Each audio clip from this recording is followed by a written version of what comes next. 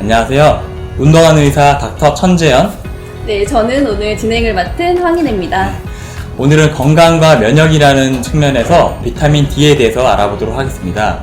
최근 들어서 더 각광을 받고 있고 아무리 강조해도 지나치지 않는 비타민 D인데요.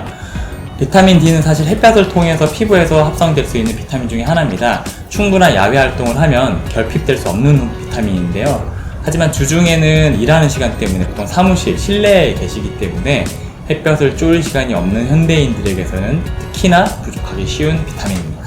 네, 맞습니다. 그럼 그렇다면 먼저 우리나라는 비타민 D가 어느 정도 부족한 상황이고 또 부족한 원인에 대해서 어떻게 생각하십니까? 한국의 비타민 D 결핍률은 전 세계에서 굉장히 높은 편인데요. 2010년 조사에 의하면 남성의 86.8%, 여성의 93.3%가 비타민 D 부족으로 나왔어요. 굉장히 심각하죠. 우리나라 비타민 D는 사실 자외선 B에 의해서 피부에서 생성이 되는데요.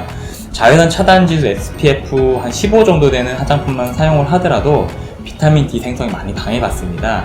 또한 유리를 통한 햇볕은 자외선 B가 차단돼서 들어오기 때문에 실내에서 쬐이는 햇볕으로는 비타민 생성이 되지가 않아요. 그래서 화장품이 특히 발달되고 흰 피부를 선호하는 우리 분이기 때문에 비타민 D 결핍을 더욱 가중시키는 결과가 있습니다. 그럼 음식으로도 충분한 비타민 D를 얻을 수 있을까요? 가능은 한데 이거를 만약에 음식으로만 얻기 위해서는 엄청난 양을 먹어야 돼요. 예를 들면 계란 100개 하면은 4,000 IU, 그다음에 뭐 고등어를 40kg 하루에 먹으면 4,400 IU. 먹기는 힘드실 거예요.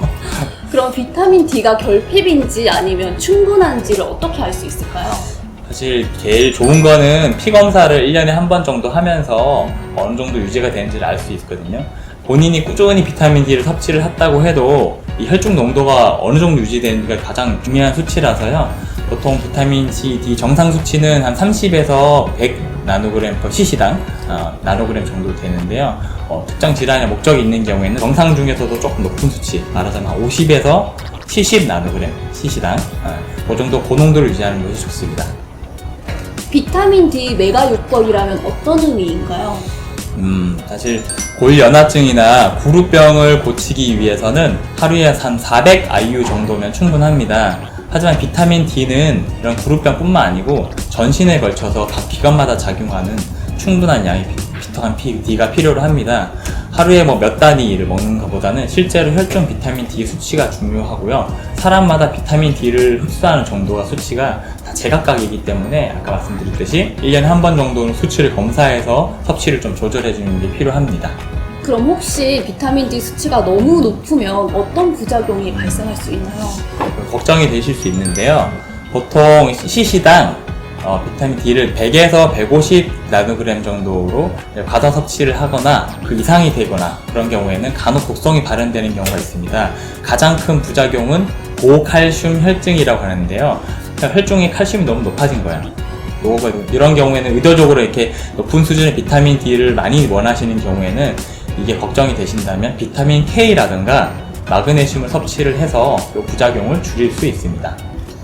보통 비타민 D라고 하면 뼈 건강이고 또 칼슘과 같이 섭취해야 한다는 생각이 많은데 칼슘제와 같이 섭취하는 것은 어떻게 생각하는지요? 당연히 칼슘도 같이 섭취하는 게 좋긴 한데요. 아까 말씀드렸다시피 비타민 D를 조금 과하게 섭취를 하는 경우에 최대한 부작용이 나타날 수 있는 게 아까 말씀드린 고칼슘 혈증입니다. 약간 혈중의 칼슘이 너무 높아지는 거는 조금 혈관을 단단하게 하는 등의 부작용이 있을 수 있습니다. 그래서 물론 비타민 D와 칼슘을 같이 섭취를 하는 경우에도 비타민 D가 칼슘의 흡수를 일정량 이상 제한하는 기능을 가지게 있어요. 그래서 쉽게 고칼슘 혈증이 되거나 그러진 않습니다만은 하지만 충분한 양의 비타민 D를 생각하신다면은 칼슘 자체의 기능보다는 비타민 D의 효능에 초점을 맞추는 것이 더 좋겠습니다. 요즘 같은 코로나 시대는 더욱더 그렇습니다. 그럼 감기 예방을 위해서는 얼마만큼의 비타민 D를 섭취해야 하나요? 그렇죠. 보통 현재 성인은 건강한 사람은 하루에 4,000 IU를 섭취하도록 가이드라인이 나와 있는데요. 감기에 걸려 있든지 혹은 어떤 만성적인 질환을 앓고 있는 경우에는 하루에 10,000유닛까지도 섭취하도록 하는 게 좋고요. 매일 꾸준히 섭취하는 게 가장 좋은 방법입니다.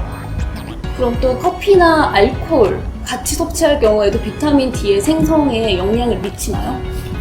술을 많이 드시는 편인가요? 저는 가끔. 근데 가끔? 커피를 너무 좋아해서. 커피를 많이 좋아하셔서 남자는 보통 알코올을 하루에 한 4잔 정도, 그러니까 소주잔으로 한 4잔 정도 이상 마시게 되고요. 여자는 알코올을 한 하루에 3잔 정도 마시게 되면 이 알코올이 지방 흡수를 방해하기 때문에 지방에 녹아야 흡수가 되는 비타민 D가 흡수되지 못하는 경우가 많아요. 결론은 알코올은 비타민 D의 흡수를 방해할 수 있기 때문에 조심해야 되고요. 커피는 거의 영향을 미치지 않고 있습니다. 그럼 비타민 D를 고용량 비타민 C와 함께 섭취하는 건 괜찮나요? 네, 그것도 괜찮습니다. 비타민 D와 비타민 C를 고용량을 동시에 복용하면 어떨까 하는 것에 대해서도 굉장히 좋은 식으로 데이터가 많이 나와 있는데요. 비타민 D는 혈중 농도를 기준으로 보자면 CC당 한 50 나노그램 정도를 유지를 하시면 암을 포함한 100여 종의 중요 질환들의 예방과 관련이 되어 있고요. 피로도가 많이 개선되는 것을 알 수 있습니다. 또 많은 임상으로 발표된 데이터들이 많이 쌓여 있고 하루에 한 4,000 IU 정도를 저녁 식사 직후에 섭취하시기를 권장을 드려요. 그래서 공복 시에 섭취하시면 한 50% 정도만 흡수가 되거든요. 네, 그럼 마지막으로 질문 하나 더 드릴게요. 최근 코로나 바이러스로 인해서 사회적 거리두기 등으로 상당히 힘든 시간이 아닐 수 없는데요. 비타민 D가 코로나 바이러스에도 도움이 되는지 자세히 설명 부탁드릴게요. 네, 이게 이제 데이터들이 몇 개가 이제 나오기 시작했어요. 코로나 바이러스와 이제 비타민 D에 관해서도 어느 정도 간접적인 증명이 되어 있는데요. 보통은 이제 감염되어도 증상이 없거나 경미한 사람도 있고 매우 심해서 아예 사망에 이르는 경우도 있다는 사실을 많이 보시게 됐는데요.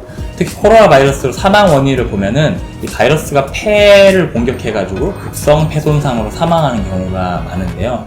이유는 이 코로나 바이러스가 세포 안으로 침입할 때 이 안지오텐신2라고 하는 폐에 분포하고 있는 수용체를 이용을 한다는 점입니다.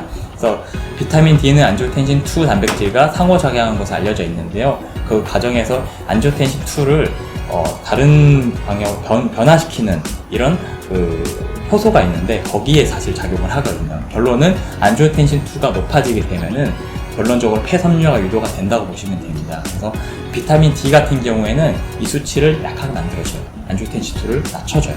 그렇기 때문에 코로나 바이러스에 대해서 어느 정도 폐 손상에 대해서는 급성 폐 손상을 방지할 수 있다, 예방할 수 있다, 이렇게 보셔도 어느 정도 무방할 것 같습니다. 네, 말씀 잘 들었습니다. 네, 비타민 D만 열심히 섭취하더라도 코로나 바이러스에 의해 급성 폐 손상으로 악화되는 것을 막는 데 도움이 될 수 있겠네요. 특히 코로나 바이러스 사망률이 고연령층에서 특히 높다고 하니까 나이가 들수록 비타민 D의 섭취는 더욱더 중요하다고 할 수 있겠습니다. 네, 코로나 바이러스가 많이 유행을 하고 있기 때문에 여러분들 비타민 C, D 많이 섭취하셔서 면역력을 많이 높여주셨으면 좋겠습니다. 네, 그럼 이것으로 영상을 마치도록 하겠습니다. 감사합니다. 네.